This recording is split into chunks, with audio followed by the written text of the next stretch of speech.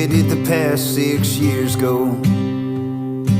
Seems like they flew right by and left me everything except what I need to know. I made it out alive. I was supposed to find God during times like these, but all I found were more questions why. Some souls live their whole lives cursed and never break, while the lucky ones just fall in line. I got scars on my hands from times I don't think much about now, and a picture of the 10 of us from days I wish would come back around. Some nights are good, but most nights I feel played out, trying to get back to how it felt when I had both feet on the ground. I wasn't always built this way. I sort of found it around 24, somewhere in between burning down a dream and knowing to leave despite wanting more. So I found myself in an endless foxhole prayer, lost amongst some potter's field. 6 years too late for someone to come searching up for me to prove this time it's real.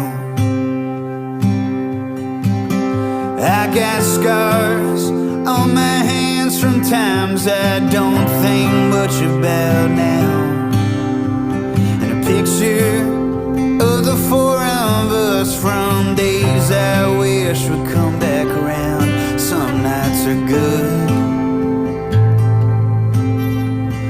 most nights I feel played out, trying to get back to how it felt when I had both feet on the ground.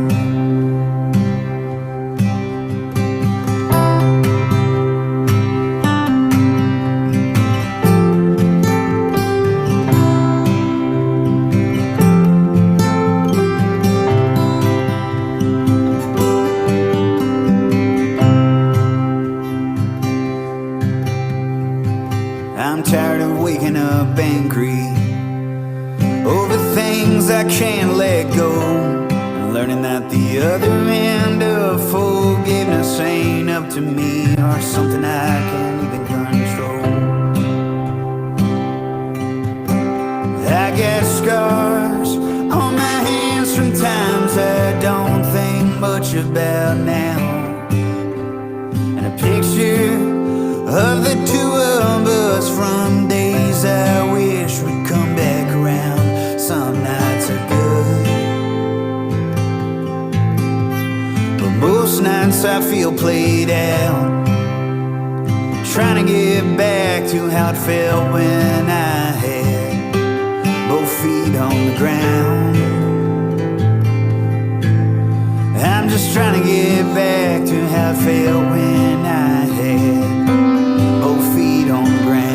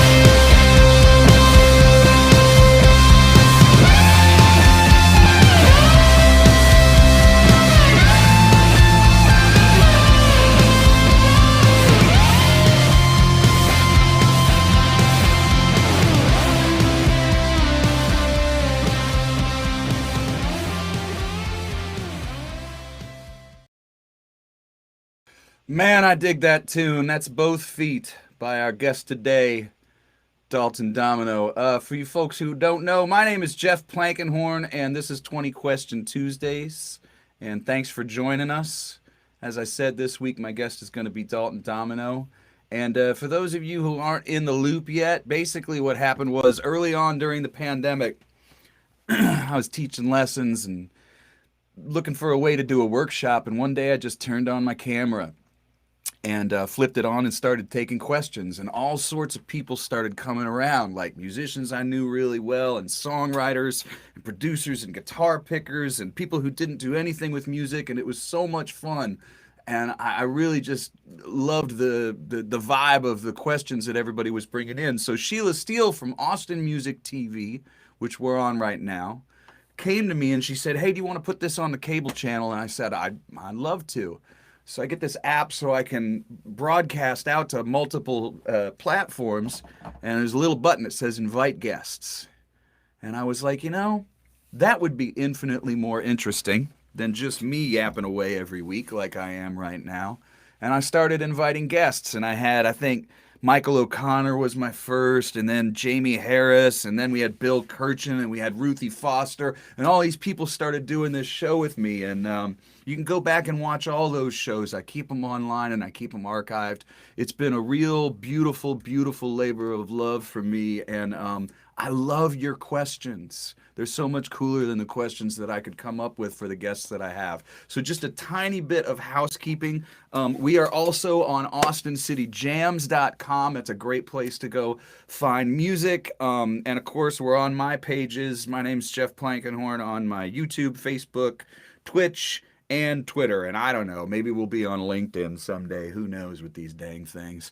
But it's pretty awesome to be able to stream, and I get all your comments over here on the side, and that's where I get the questions. Later tonight, I'll be doing my regular From Here to There stream where I play my own songs every week. That's a joy as well. Later this week on Sunday, I do want to mention we are going to do an impromptu show like we did the Gospel Turkey for the Central Texas Food Bank, which is in some serious need right now. And so we're going to do a polar vortex relief concert. And Scrappy Judd Newcomb and I are going to host it like we did last time. And we're sort of somewhere between Bob Euchre and Brockmeyer when we do the hosting of that show. And it's pretty fun. But we will have all sorts of people. I know Kevin from Shiny Ribs and Guy Forsyth and Jenny Reynolds have already said they'd come, and we're going to do some live people coming in, and we're going to raise money and awareness for the Central Texas Food Bank. That's this Sunday on all my pages, but on the Purgatory Players page as well. So that will be a really, really beautiful thing. I hope we can get some people there. We can raise some money and some awareness for the food bank and how people can still volunteer with all the craziness that's starting to subside, but there's a lot of aftermath to work on with what's going on in all parts Texas. And send some love that way. I think that's all the housekeeping. So without further delay, because I always say a do wrong, I'm going to go ahead and introduce Mr. Dalton Domino, everybody. Here he is. Hey, man. What's up? I'm going to take that thing off the forehead. I have these things that make me pretend that I'm keeping up the facade that I'm professional, like this one, but it's like right on top of your head right there. So that's not the best place for the graphic. I'm going to pull that off. I'm going to go right here. No, you're good, man. You're good. How you doing? I'm doing good. How are you? I'm doing really, really good. Let's see. We've already got like tons of cool questions and stuff coming in, and I might just jump right into them. A lot of them, I don't even get a chance to type them down so fast. Anybody who's online right now, share the post so we can get some more people in here. I see lots of folks I already know and love, and some new people. Ooh, here's a fun one. I'm going to start with a softball. We've already been talking before the show, and I know that you've been dealing with stuff, and you're doing okay, and your people are doing okay, and it warms my cold black heart, as I always say. I'm trying to get it to where you can put the logo up. Right. Oh no! Don't do that! Don't do that! Who cares? They want to see your smiling face, man. I know what the people want. We got some great questions already, man. So just kind of settle on in and let's talk shop, and just that's what this is all about, and it's what I love about it. Shannon Inman, right off the bat, I love it. It's totally good softball, but I mean it's a softball question, but it's like I always love it when people ask this kind of question. If you could collaborate on a song with anyone still alive, she says still alive, who would it be? Now, I like that question. It's like she added still alive because most of us are like, well, I don't know. I want to do something with Mozart or I want, or some random. But who would you like to collaborate with? Oof. Like, shoot for the stars, man. It all depends. Okay. Like is it? I think into questions too much. Like I'm a very list orientated guy. I like top 5 lists. I like stuff like that. But is it? We could do a top list? 5. We could do. Well, a no. This is not top 5 because like production wise, I would love to. There's a guy, two guys when it comes to production. 3 really. John Calvin Abney. I don't know if you know who that is. Yeah. He's John Malone's guitar player. A buddy of mine, Chris Jones, is doing a record, and he's been playing on it a whole bunch. And it's a freak of nature. John is I've met him one time at a show in Fort Worth. Him, and then there's another guy named Butch Walker. Oh yeah, that's for production. Okay, so now that's for you producing them. Now, before we go on, this is something else I love. Oh, no. That's them, like, us working together, writing songs and doing stuff like that. And that's not necessarily me producing them. But, okay. So wait, before you do that, like, I want people to look these people up. So give me the first name, and I'm going to type it in. John Calvin Abney.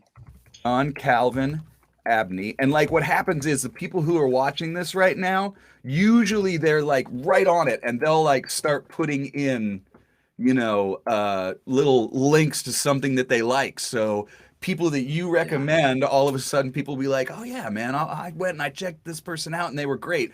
And then you said Butch Walker, of course. Butch Walker. I would love to be just in a production room with him. Just a studio, writer's room, whatever. It's creative room with him. And you mentioned another cat that was a guitar player of somebody else? Yeah, that's John Calvin Abney. Okay, so that's John Calvin Abney. Now, that's really cool, man, because those of us who spent years and years and years before they started their solo career playing with other people know it's not always the easiest thing to get out from behind it. I mean, of course, there's the James Taylors and there's the Rodney Crowells, who, were backing up people for years before they just made it out on their own.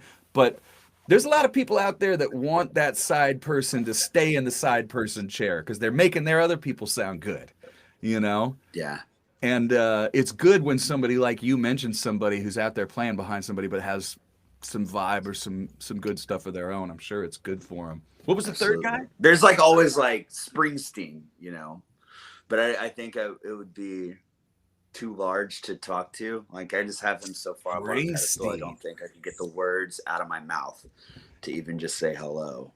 Man, at 71, he'd probably be pretty cool with you. He'd probably just be like, let's do it. Yeah. Man, there's just a handful of people that just I'd love to. Katie Pruitt's one. She's phenomenal. Lori McKenna. Yeah. If I'm going songwriter, singer, just creative brain, Lori McKenna. All right. That's we've definitely given. Oh, go ahead. Yeah. She's probably just like my favorite. That's not like that superstar level of like, oh, I'd love to jam with like the Beatles. It's probably Lori McKenna. That's my favorite. She's still out of touch where so far out of reach with me that like if we did meet, I'd fangirl out, but it wouldn't be like freaking out like if I met Bruce or something like that. Yeah. So I'd say those are my lists. I'd say Shannon's probably pretty happy with that list and that, she got a lot for her question. I dig it. But that's a great thing to think about too, man, because just like we fan out, fanboy, fangirl out on whoever we love, those same people that we love do that with other cats. I have watched, the Flatlanders kind of geek out when they watched Dan Penn from the side of the stage and been like, but you guys are the Flats, you know? And like Butch is like, and literally over my shoulder on the side of the stage at the Paramount, there's big name drops right here, but whatever. If you're not used to that, I do it all the time. I'm not above that. And Butch is like talking to Joe, and Butch is like, hey man, he just said you left the water running, you know, and he's like quoting the lyrics over my shoulder to Joe, and I'm like, yeah, this is a cool spot, you know, because they fan out too, man, you know.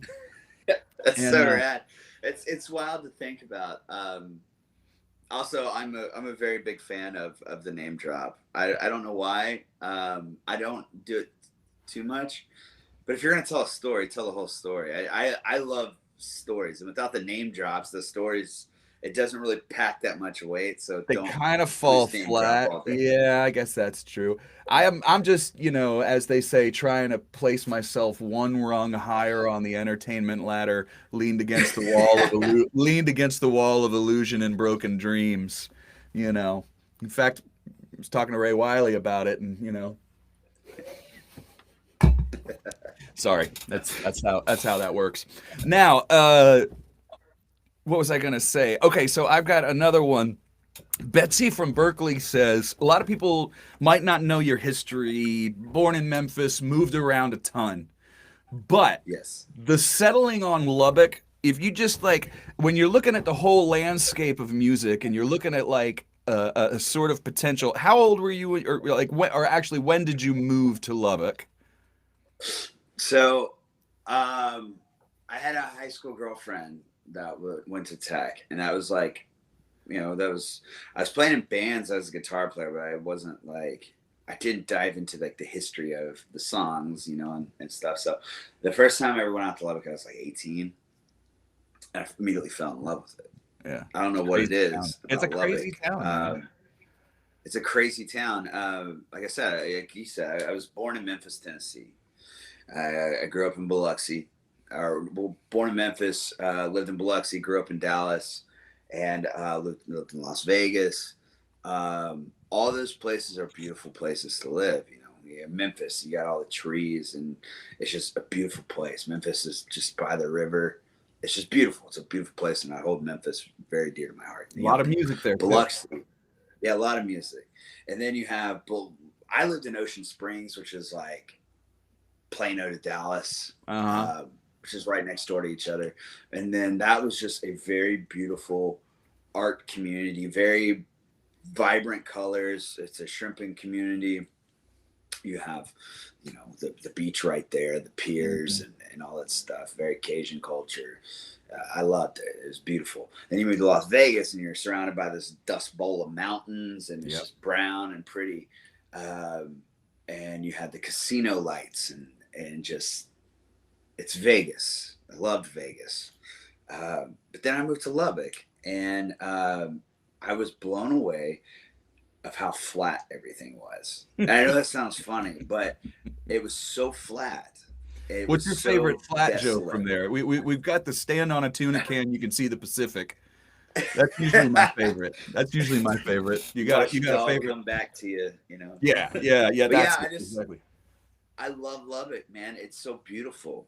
When I know, if when I was asleep in the van, I'd wake up to the smell of like oil and just dirt coming into post, and I knew I was almost home. And it's just such a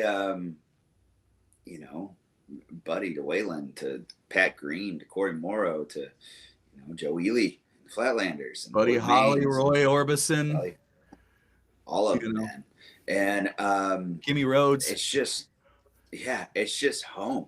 I don't know what it is about it, because when you take it at surface value or at the surface level, it's very.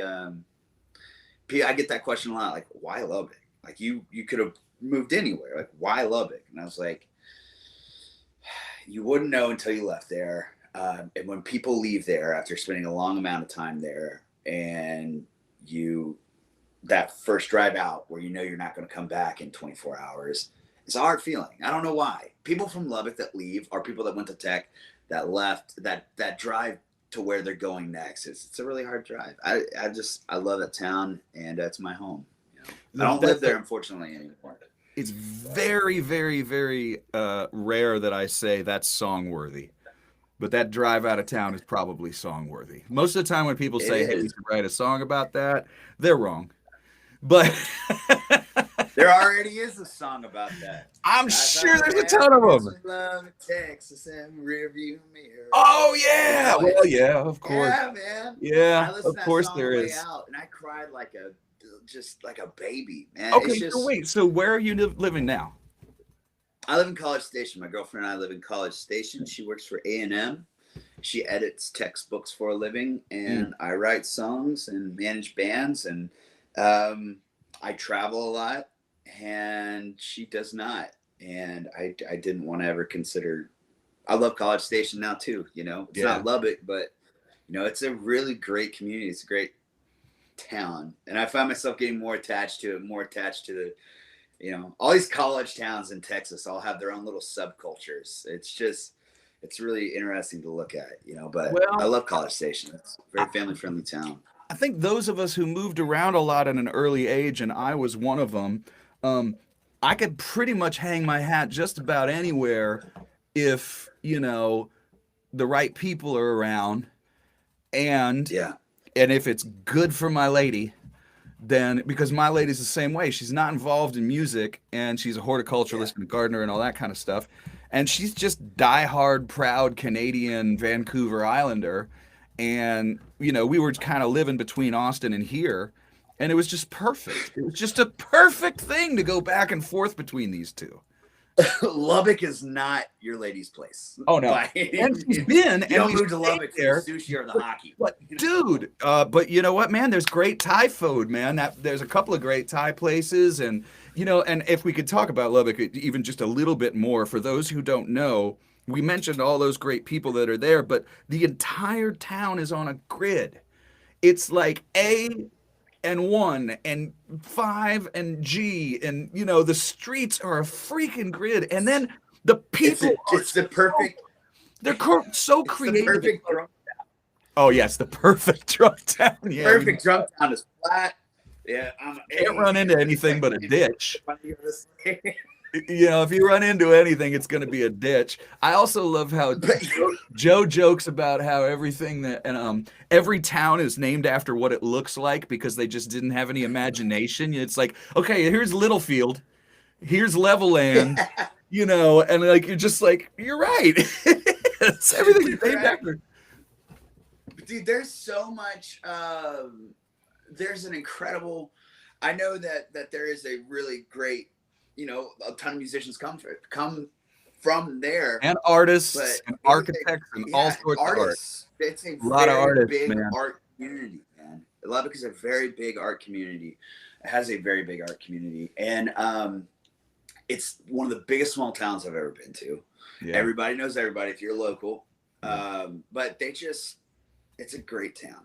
I love it. Yeah, man. Lubbock is. You definitely don't go there for the sushi, man. I'd stay in Vancouver. Yeah, I mean, honestly, we're pretty spoiled on the fish up here, man. This is salmon capital of the world. Every type of salmon comes through here. So fishermen are always talking to me about, and a lot of people came here to where we live, Campbell River, and they're like, oh yeah, that's where you can walk across the pink salmon in the summer, man, across the river. It's insane. Awesome. It's insane. And pink salmon is like, you know, not a big deal to these people. They make salmon sandwiches like we make tuna fish sandwiches. They make salmon fish sandwiches, you know, because it's like that's the cheap stuff. So, see, I always love the mountains too. Like, you know, like Lubbock just hit a heartstring with me, and that's but I still love traveling. There's I've never been to Canada. I've been to Mexico. We'll fix that. Plenty of people up here to love you, man. Man, but there's a drive, like if we're talking about mountains and streams, there's a drive from Walla Walla, Washington to Portland, Oregon that I love. It's right on, I believe, the Columbia River. You go through like the valleys, and I like it's beautiful. Yeah, there's a couple of drives because we would drive every year because we have dogs, and so we'd do a nice week and just pick a different route every year, here and back from Austin. So many great places. you know, and like one year we would just go right down the coast and head to Joshua Tree, and then we'd cut over.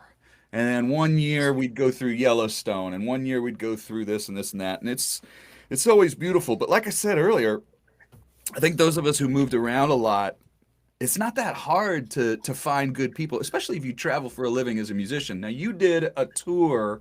I know you've done at least one where you just booked a bunch of house concerts, right? Yes. So I went from, it was Doug and I. My hair is so crazy. I Oh, keep yeah. taking off my hat to itch my head, and I'm just like, it's like one of those things. Like, oh shit!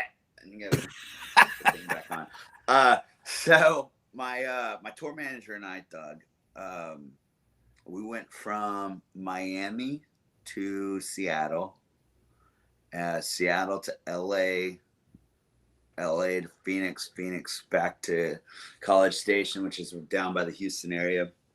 And if you take that little line that you just drew out and you kind of shade it in, oh shit, no. So we went from, we'll take that line, but then move it all the way to Chicago and down. Yeah.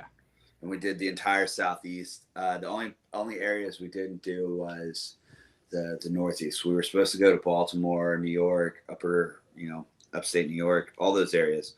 And because I've never been in New York City. But we're supposed to go on COVID hit. But yeah, we did we booked a house show tour. We were just worn out from venues. We're just worn out. We wanted to go on a drive.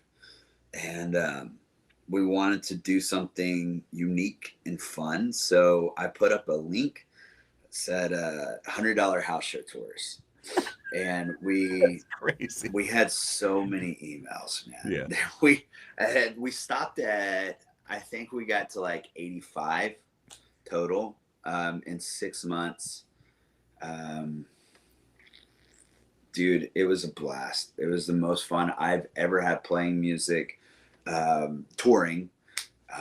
It was Doug and I in this RAV4. Doug's like this tall, this big around. So we were cramped. You know, I'm not really the smallest individual too. So it was two big boys just in a RAV4 hauling ass down the highway to the next house. But it was, dude, I know you have to play venues to kind of, maintain a little bit of relevance for people who can't host house shows. But if I could do house shows for the rest of my life, I'd do house shows for the rest of my life. Hey man, there are people that do it. And I know that a lot of people on here know that throughout the years, everybody, I'll tell you, was on my first tour. Here's some massive name drops. I'm on my first tour with Ray Wiley, and we stop in Columbia, South Carolina, and a gal named Ruthie Foster opens for us at a house concert in front of 20 people. Okay, so 20 years later, Ruthie's playing Carnegie Hall, and Ray's doing Austin City Limits in the Opry. You don't know that person who's playing in your house. And it's funny because both of them remembered it when I mentioned it, and they mentioned, which I couldn't believe Ray remembered it, but a guy who was very, very particular about how he set up his chairs, at the house concert, right? But go ahead and let the people know a little bit, like, why are house concerts cool, like, versus, because I love both. I love playing a rocked out club, man, where basically everybody's like, the band is pumping. I love it. But I also love the intimacy. So what do you love about house concerts? So there's a few levels of why it's cool to me. There's the intimacy. We only had, at max, you could only invite like 20 people total.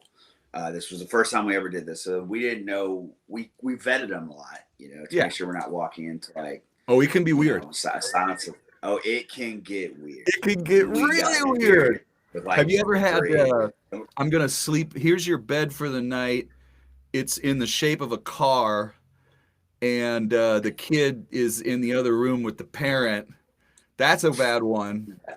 Or you show up to do the house concert and it's a couple. Jimmy LaFave told me that story. And they were like, a buddy of mine who, they said, play. So we had one that was like, we had, so to speak a little bit more on that, I put a minimum of 5 put a minimum of 5 because I didn't want, and I wanted Doug with me. Creepy when it's just 2 people. Yeah, it's weird, man. But we'll do it, you know. Yeah. There's this guy that lived in I can't remember if it was Baltimore or Philadelphia. It was one of the ones that we had to postpone. He lived in an apartment. He was from like Dallas. He was a giant fan. And he couldn't get back home, you know, and he just wanted music. He goes, if you guys come out here, it would be just for me. Like, you guys don't have to do the set, but we'll pay for you to come out here. I'll bring 3 or more people, but we don't get music out here. And that was when we were like, hell yeah, we'll consider this. So we put it down. But the reason why they're so cool is the intimacy of they're here, they're there. It's not they're there to listen to meet the people who, I get to meet the people that a lot of the times they're just numbers, you know, on some charts to where, you know, all right, we need to hit up this city. You actually physically sit down and meet them. Like Doug and I always had dinner with people, or we at least tried to. Try to break bread with them a little bit. Try to break bread with them. I loved getting to know them and hearing what their story was. You know, if you're asking me to come, you know, play a show, true, I mean, 9 times out of 10, you already know my story. So I got to know them. I got to know those numbers now have a name to me. And that's what I loved about it. When it comes to booking shows and being the logistics of touring, it was easy. It was easy, really easy. Because we're going to this city. One of the things we did was we'd camp out in the city. We'd get a hotel. We wouldn't like sleep in the bar or find a KOA, but like, and we'd spend a week there. And we would say, we need this date, this date, this date, and this date. You're not dealing with any talent buyers, promoters who have to double check. Oh, we got this person booked here, so we can't do it. It was literally we just cruised. And another thing too is when you spend a week in that city, like, you get it's to great because I could fly out my girlfriend and Doug could go spend time with some family members, or we could see old friends that we hadn't seen and actually spend time with them. And it wasn't just in little fast food sizes increments. We got to experience Phoenix. We got to experience Seattle. We got to experience Portland. We got to experience and let me break in too, because what happens is when we're on tour, especially if you're on a bus, which doesn't happen as much these days, but it still happens. If you're on tour and you're on a bus, you get to the town, if you're lucky, maybe at noon. And you've been driving all night on the bus, and you wake up in the new town. Maybe you get some food. Then you got loaded, then you go back to the hotel. You chill for a little bit. Then you got your show, and after the show, you leave town for the night. You're gone. And so you've got these little tiny spurts where you might, and I'm not complaining because I love that life. I sleep better on a bus than I do anywhere. Once you shut that curtain and the sound of the wheels, man, I sleep like a baby on a bus. But it gets to a point where it's just you're in a little box with the curtain drawn. You wake up, boom, back to the box of the curtain. Wake up, boom, back to the box of the curtain. Wake up, oh, there's catering today from a local restaurant. We're a Texas band, so it's probably barbecue. Oh, I know, and it's always bad. Like we used to say, no barbecue or Mexican north of Waco. But that was we could have said Dallas. We could have said Dallas, but it'd be a little sweeter. But it was that's what made it great. Is like I got to experience real ass stuff like the locals do. You know what I mean? And it was it's not just, oh, we're playing in Phoenix tonight, we're playing in Salt Lake tomorrow, or that's horrible routing. Don't ever do that. You know what I mean? It's just I do. We got to experience the culture of those towns, and and those people don't you feel also, I notice those people are very eager to buy merch, to get to know you a little bit. I mean, we joke about the time. Like, I remember this one time I played one in Dallas and they were like, after we get done, we're all getting in the hot tub. And I was like, no, we're not. No, we're not, man. You just might, though. You might wind We are up not there. getting in the hot tub after this show. It was a blast, man. So, like, that's another thing, too, is like, so first person that comes to mind is a friend of mine named Sheila. She lives in St. Louis, and incredible cook. Her husband is like a professional steak master. I don't know what the word is. I'm terrible. I'll take steak master. Yeah, steak master. But he like goes to like steak contests and he cooks steaks. man, it's you get to meet those people. You know them, you know, and you get to eat their food. And those are people like it's the house show tour. It wasn't just thank you for the merch money. We'll see you when we'll see you. It's like, man, I still text a lot of these people. You know, I still I know their kids' names. I know, you know, their wives' names, their husbands' names. It's just that's the main thing. It was more. I guess that's what I got tired of, was this monotony. But it like literally it put a name to a number, and it made me extremely grateful, man. I think that I love that shit. Yeah, I love that stuff too. And I love breaking up the tour with it, but I also love the idea of going out on one that's really, really just like, I would love to do that someday where it was just that. So what we're doing now, we're doing another house show tour. Oh, really? We have a giant inbox full of stuff we still got to get to. We're going to we started piecing it together in January, December.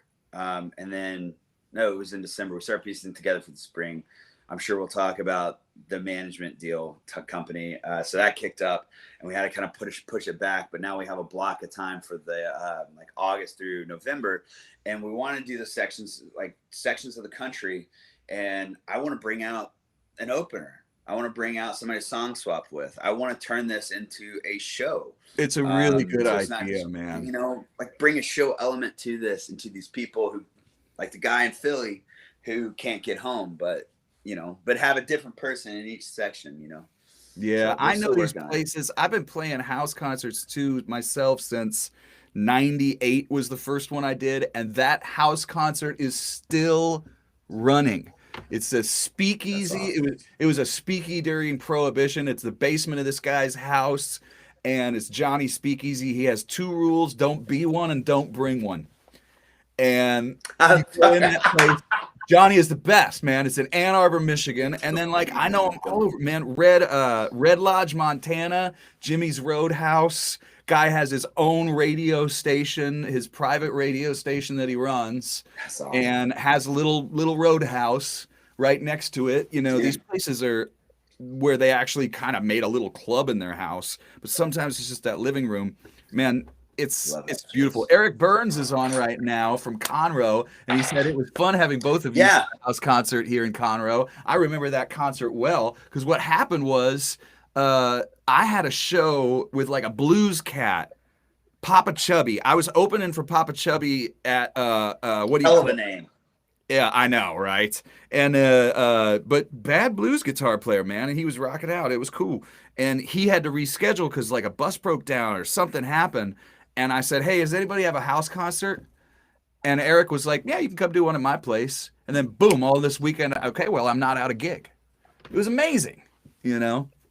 So thank you, Eric, for that. And I really loved playing that. Let's get to some more questions.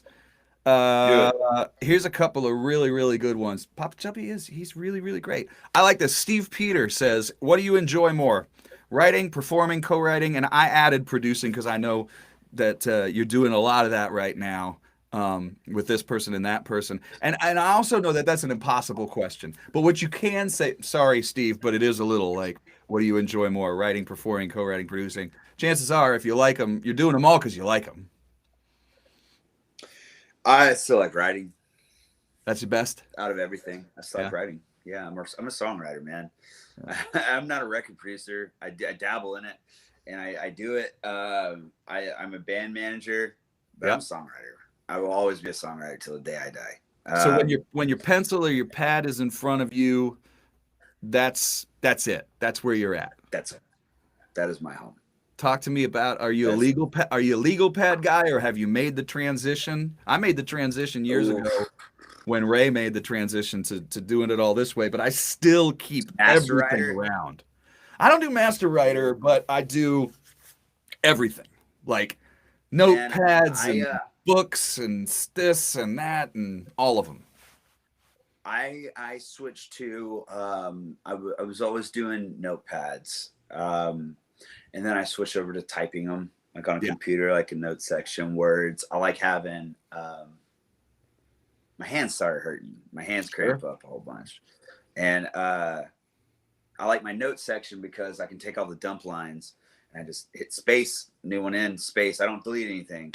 Now, I bought one of these. It's like one of the new iPads that has an Apple Pencil, and I enjoy it. And I've been My using wife that, has and I've been that. going She back to loves it. handwriting. Yeah. Yeah, but if I'm in a co-write, I definitely type. I like Yeah. typing. I like the computer screen. I wish it would go back to, I think it was, because like the first iPhone, it had a white background. And now it has the yellow background. I don't like the yellow background. Don't like it enough. See, I But was always there's a, yellow pad, so the yellow never bugs me. What about voice I memos? do, Do you sing into voice memos a lot? my phone, yeah, man. So many. I have so many. I use voice memo more than I use like my note section of my phone. My voice memos are my two main writing things. I tried the Master Writer, loved it. I kept getting lost in the toys. I tried Logic, and I still love working with Logic. Like if I'm I'm in a rut right now where it's just like I can't think of any words.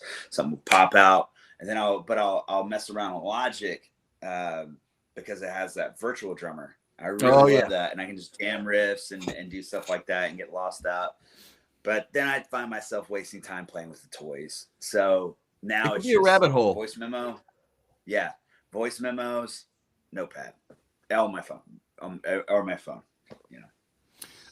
Pete Thomas. Oh, you know what? Since we're a little over halfway, so I want to thank again. Let's see, Austin Music TV, always for having us. I always want to thank, and you know what else I didn't do? I always want to thank Austin City Jams as well, and everybody online. There's a group for this. You know, we had to miss Patrice Pike last week, but man, we have so many great people on this show. Let's see who's next. Speaking of Notepad, let's see who's next week. Oh, I'm so professional. The problem with Notepad though Scrolling. is you lose shit all the time. It's Next scrolling, week but is- I lose it. Oh, really? With Notepad on here? I lose them. Yeah, because I use a lot of them. I have to scroll through and find it. We're going to have Henry Invisible next week, then Aaron Ivey, then David Hamburger, then Karen Phillips. Man. Oh, no. Next week's Tony Camel from Wooden Wire. Badass. Yeah, man. He's so great. Dalton, what is your website? DaltonDomino.com. All right. I figured as much. And I'm just going to put that here so that people can know who you are. We'll leave that up for a little bit. And right here as well. You got the stream thing down, man. You know, I've been doing this show. This show started for me in April, man. I really dig it. Also, everybody, thanks a lot for the tips. We split the tips. I always try and get whoever my guest is a little bit of gas money, or maybe they can buy their significant other a meal or something like that. So we really appreciate that very, very much. And back to the questions, though. Pete Thomas was asking, so I was wrong, by the way, Steve Peters. It was a very easy question for Dalton. He said, yeah, writing's the thing. Of all those things, he likes writing the best. Pete Thomas said, I want to hear a little bit about your songwriting process. And we just talked a little bit about that. But do you have any songwriting tips? And I like songwriting tips because people do have them sometimes, man. Some people come up with stuff and I'm like, man, that was great. I'm a big fan of the first line. I'm a big fan of the opening line and that's typically how all my songs start. Is I find a line that I like. The beginning of the first line of first verse. Yeah, first line, first verse. That might not always stay the first line of the first verse. Something else, something cooler might come up. That that first verse that first verse that I came up, or first line, first verse that I came up with, the very first time might move over to the second verse because something cooler might pop up. But I always love the first line. You put a great importance on it. Great importance on it. Like that first line that I start out with can sometimes wind up as a chorus, but I always start with that. I always like to make sure my first line is something that I could die with, you know. Yeah, yeah. Um, It's so funny because and so then many. I've noticed over the years that a lot of the writers that come out of Nashville say to write backwards and to write. They often say that you should write from the chorus backwards, and that's never been a good thing. I mean, I kind of just enjoy all routes that lead to a song. And again, yeah, what the hell do I know? I don't have anything, you know. man, But there's no rules to this shit. that's the That's the best beauty of part, isn't it? songwriting. There's no rule. Music is the only thing where if you make it sound good, that's all that matters. That's You the can be rule. when it comes to technicality of like your hand shapes and your chord shapes and how you do whatever. Just get to the song. Like just get your job done. Make the song heard. Write the song. Whatever. It doesn't matter if you. I do find myself if I'm stuck, I'll start with that what I need to end on, and then try to work out, and then it will come through. But I always start with my phrase or my line. What about when And then what I about just when what about when co-writing? Like I have a particular way that I sit down, whether I'm in a room, whether I'm on a Zoom, because I cannot count how many Zoom co-writes I've done this year. It's been absolutely freaking amazing. But um I have a thing that I do when I come to it, and for me that is whatever they do, whatever their strength is, I jump into the other spot. So yeah, like if I get on a co-write and I'm with a guy and or a gal and she's like, you know, words are just my thing, then I just go, okay, so what's the music about? And then if they're like, man, I have a really hard time, you know, just getting started, then I send them a huge list of song ideas and I go, which one do you like? You know, and I yeah, always try to be the other guy. And I like getting it started, or I'll say, hey, let's just start from a beat from a song you love and write something completely different. And I'll transcribe a yeah. beat and we'll try something. But do you have anything when you sit down to co-write like, well, I got to go in with at least this much, or I feel like I'm wasting I my like having. Yeah, I don't like going in with a clean cold? slate. I don't like that. Nothing ever really comes out. That person has to have something, or I need to Or have you do. something that we're both working on. That might not be the finished product, but we just need to start there. Um, yeah, I don't like the rights where you just come prepared type of thing. Yeah. Um, I need something because I mean I have a folder full of like some ideas or lines or a melody or a riff, and we can start with my stuff. But if this song's for somebody else, like big fan if you guys come in prepared. But with co-writing, I like to go line to line, line for line. There's a buddy of mine named Chris Canterbury. That's cool. We write a ton of yeah. Chris and I write a ton of stuff together, and when we do, it's line for line. He drives a whole bunch, and he'll just riff stuff out. Larry Hooper, do you know him? I know Larry. I produced one of Larry's So records. that's awesome. I So love Larry, Larry is a man. Turning Point. Larry's great for content and great for getting lyrics out of the way, and he's very good at just spitballing stuff out. You know, Larry's a phenomenal co-writer. And then we get when we get the that first draft done, we have a general idea. I It's like no to go turning in back. and make sure. Yeah, I like to make sure the choruses are ready. The Mm. choruses are sing-alongs. The choruses, and I've been doing that a lot more, paying attention to like the melody of the chorus and making sure that you can remember them a lot more than I have in the past.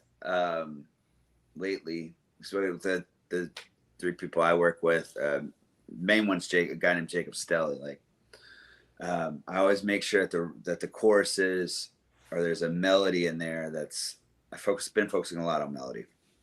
But yeah, that typically all comes though with the second draft. First draft, Yeah. co-write, I like to go line for line. And then if we're stuck, I like to send somebody outside, or I'll go outside and let's just work on this and see how. I like to time ourselves. Like, let's see how much just bullshit we can come up with in 20 minutes. Oh, 20, that's, it yeah, I starts the love timer at the end that. of the 20 minutes stop. Now, You know, and it just kicks stuff up. So I, what was cool with you was you came to me with something, and it was like you said, okay, well, I want to do this thing, and I'm co-writing with some people, and here's an idea, and you gave me a verse and an idea for a chorus, and then I wrote another verse, so we went verse to verse, and I think you Yeah. changed like a couple of words, like you changed the guy's name, you know, and that Yeah. was it. Philip. Yeah, you made his name Philip, which I thought was cool, and then so it was It had a interesting because it was line. verse to verse. It was verse to verse. So that's another thing too. I Is figured you like were going to we're take my starting verse and over. edit the shit out of it, but you just took it. Yeah. So like there was only one thing that I changed, and I really wanted to try. Maybe we can sit down and try to do this again. You said something about a gift horse, and I love that line. It was so weird and such a weird phrase. I never heard that. I'm sure it's out there, but I haven't, to my recollection, heard a song that has the phrase gift horse in it, and I think that's really cool. But sometimes like we'll go line for line. I love working. That I sounds love doing the really voice memo fun. thing. Like I hear it, I'll chart it out, and I'll write my own version of the song. And we come back and we meet in the middle. Yeah. And then we start picking and choosing on the second draft. Because I'm very one track railroad. I'm a very selfish co-writer. Like I need to go in the other room if we're gonna do it this way, and I need to go knock my shit out because I'm getting distracted right now. Wow, that's cool, man. I really like the idea of line by line. I have done it where I got an idea and then I sent a beat to Scrappy and then he sent me some chords and then I sung a melody into the phone over those chords and then he said the words should be about this and then we had the words and so we literally got a verse going back and forth that way. I remember my wife was asleep and going into the closet and singing into the phone, because I was like, Yeah. well, shit, I can't wait until tomorrow because we got to get this or we're going to lose it, which I also Another, really, if I'm writing for somebody else, like an artist, yeah. Like I got like for example, all a lot of the people that I work with, there's a guy named Rob Snyder who I love dearly. He lives up in Nashville. He wrote some like Luke Combs song, had a few hits with him, and he's very good at just taking the song and helping you find what you're looking for. If I want like, he doesn't really have too much of a thumbprint on his stuff, which I love. But if I want like dark and lonesome and gritty and, the wrong side of the trailer park type of thing, Chris Canterbury's first person because he can paint this beautiful image of poor South. Yeah. And if I want something poetic, like shit that doesn't make sense, like certified space cadet, army brat, bad at making beds, flying high with nothing to catch the fall. And then rhyming it with bags of disco ball, like the slang, poetic slang. Stelly is fucking killer at it. It's some of the stuff. It's like, what the hell does this mean? Like none of this makes sense because, well, this is slang for this. He's very poetic, and I'm really hesitant about putting him into or setting up co-writes because I don't want him to ever lose that. I want him to like just, hey man, You wanted to stay that cat. Stay this way till you learn, what this is what you're doing. So you can He probably will, right man. Now. I mean, you really think a co-write's cool. You think a co-write would take that out of somebody because they'd start worrying about what people don't understand. I love putting stuff in songs that people don't get just because. Oh no. See, I love that too. Right. My fear is like him. I want him to write with folks like Rob and Chris. Like, cause I've had people who just like leave the style alone and don't tell me like, no, that doesn't make any sense. We don't need to do that. Like, I don't want that to, and that's, he's a bummer. So what I was getting at is having Chris in those rights to kind of help out with, we need this style of song. Stelly, we need this type of song. We need like that poetic shit. Because I do some really literal things. And sometimes it's too personal to where the listener doesn't know what the fuck I'm talking about. We need the imagery people. Yeah. Chris is the imagery guy. Chris is an imagery guy. I have cats that are really, really good that are good at imagery that can do it, and I also remember one trick that I have in co-writing that I've used once, but I'm going to use it again, was like I was writing with Gabe Rhodes on my last single, and I said, picking up nickels in a hurricane. And he said, well, what's that? And I said, picking up nickels in a hurricane. I said, it's hard. And he was like, well, wouldn't you say picking up cans? I was like, yeah, but it just sounds like something Tom Waits would say. And he went, oh, okay, cool. Yeah. You know, Yeah, it's like, cool. I'm always going to use that. Sounds cool. If it sounds like something Tom Waits would say, then I'm probably going to put it in a song, man. Yeah. You know, that's the thing about him. Like Stelly, he's been my new favorite artist to like work with recently. And we met in, I think, June of last year is the first time I met him. So he's in a fraternity down in College Station. He's 21, and I went to go see him at a song swap, and he was like 3/4 of the way through, and I guess all his frat buddies were there. And by the end of it, he was just like playing like this, but he's still carrying the note, and just like whoa. And it was just, he has fun on stage. So it's just, I was like, I want to get to know this guy. That's the first way I saw Ryan Bingham. You know, Ryan Bingham showed up straight from the rodeo with a Seagull guitar he could barely play, and shows up to my open mic, you know, and I was like, you get your 3 songs like everybody, man, you know. But there was something there that a bunch of people saw, man. Yeah, man. It's just, you got to be looking for it. It's like, his poetic sense is just great. The shit he says, picking up nickels in a hurricane. Like, some of the shit he says, I have to ask him, like, dude, what does this mean? Yeah. He's like, oh, it just means this. Like, he was talking about, like, he mentioned, like I said, there's a line that said, bags of disco ball. And I was like, what does that mean? He's like, it's slang for ecstasy. I was like, I've never even heard that before. It sounds really cool. I don't know what any of this means. It's so alliterative. I love poetic writing. Yeah, man. I really dig it. I really dig it too. Well, before we get towards the end, because man, this is really great. It's already been Shit, are we almost over? I know, dude. Well, it doesn't really matter. We can always stay online for a couple more minutes. But here's the thing. When we get close to the end, I make sure that I got as many questions as I could.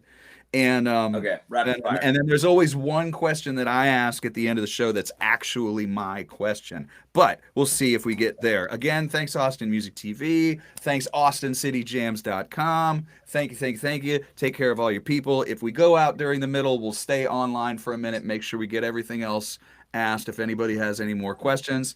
Thanks for the tips too. We always appreciate that. Now, Mark has a question that's kind of like his boiler pot question, but he comes to a lot of these shows and he's gotten a really, really, really good response out of a couple of people out of this question, and I love this question. Yeah. If you were to give your young self any musical advice, what would it be?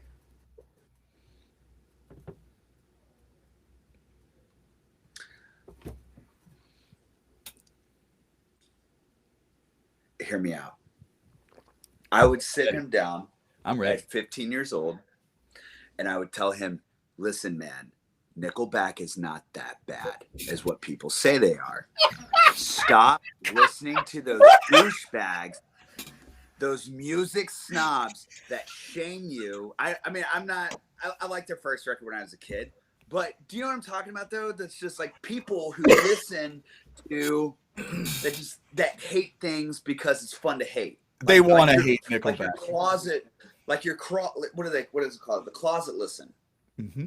Like, I love what you love. If you like this song, fucking love this song. Listen to it. Who gives a shit if somebody else doesn't like it? If you like it, just keep listening to it. And if you keep listening to it, you will find your own palette and you'll see the way out. But I would start off with, listen, man. Well, Nickelback is not that bad. There might not be what I listen to, but I've heard worse shit on Texas radio than what this is. They're just really cool to hate. Of course you have. I would say that. Okay, there's so many levels why this is Mark just wrote in legendary answer, and you're right. Because this goes to my question, because my question for everybody at the end of the show is, what's your guilty pleasure music? What do you listen to that you might not tell people, or that might just surprise people? Here's the crazy thing about Nickelback. My wife is a gardener here in Canada. One of the guys she works with is a cousin to one of the guys in Nickelback. And he goes out and he asks him, and he says, what did you guys do? He said, you know what we did? We looked at all of the top songs that were in rock. He's like, and we studied those songs. He goes, we studied all those songs. And he was like, we just thought we were like learning how to write great songs. So yeah, we learned the forms of like really good rock songs, and then we wrote rock songs. See that right there. That is a very good thing to say, because Isn't as it? a songwriter, and you as a songwriter, we all follow a formula.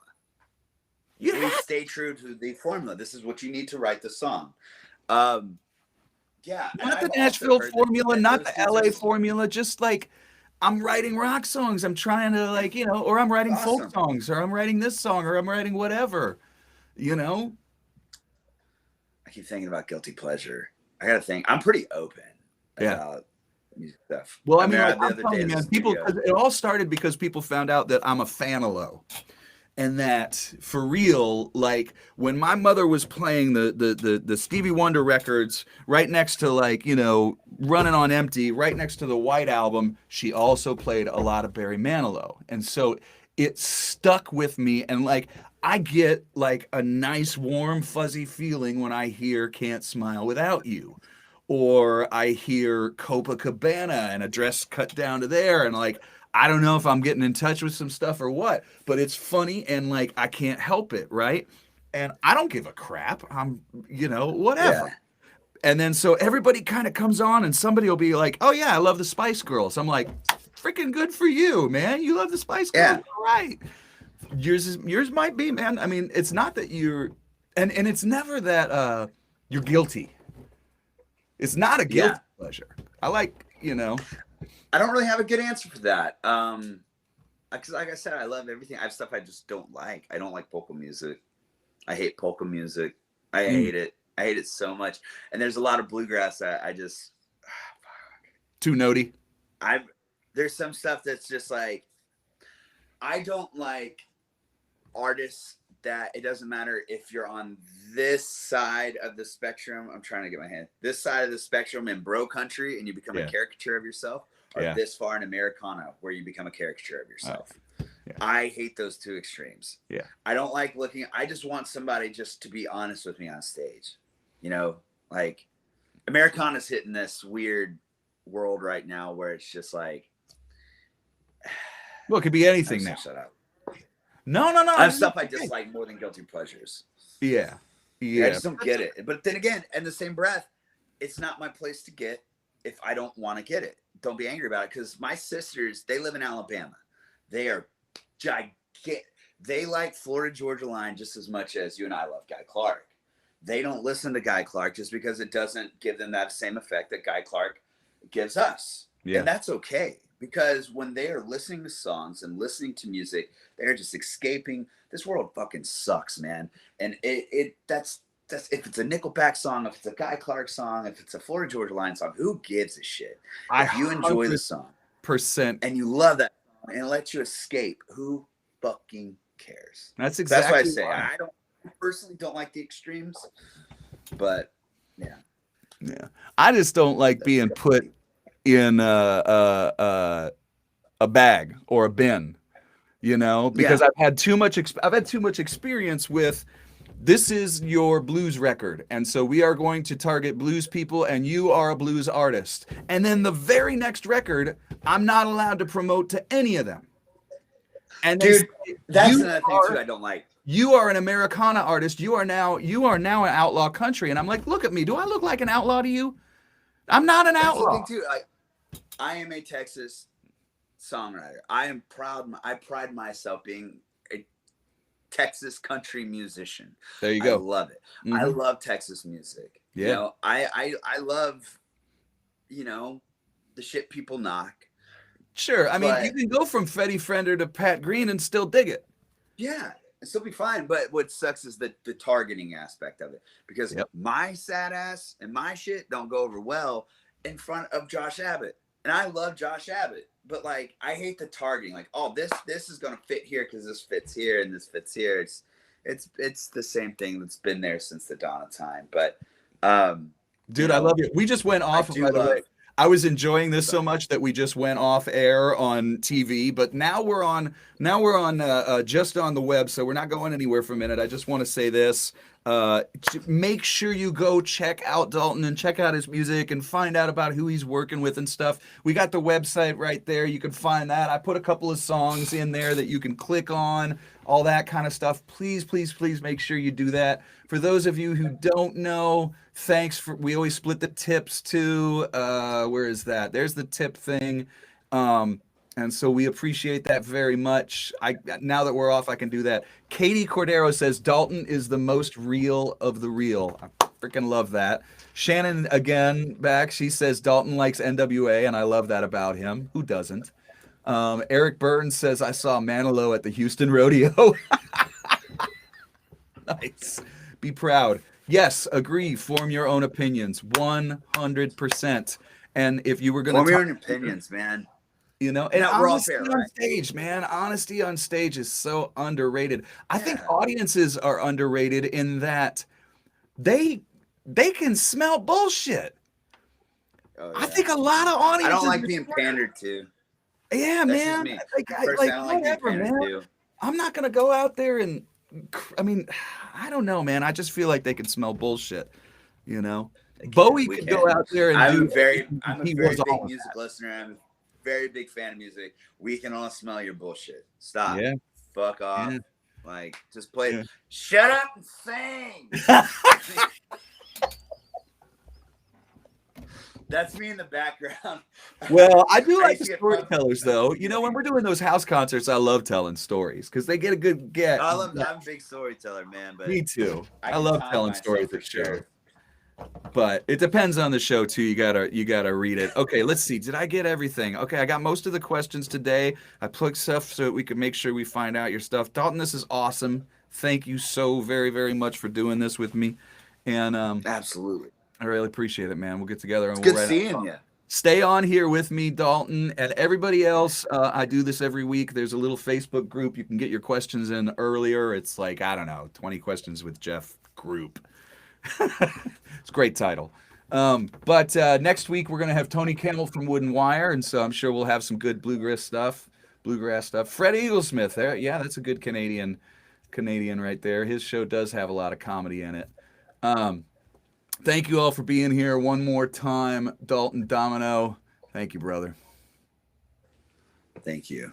All right, stick on here, and everybody will see you all next week, and I'll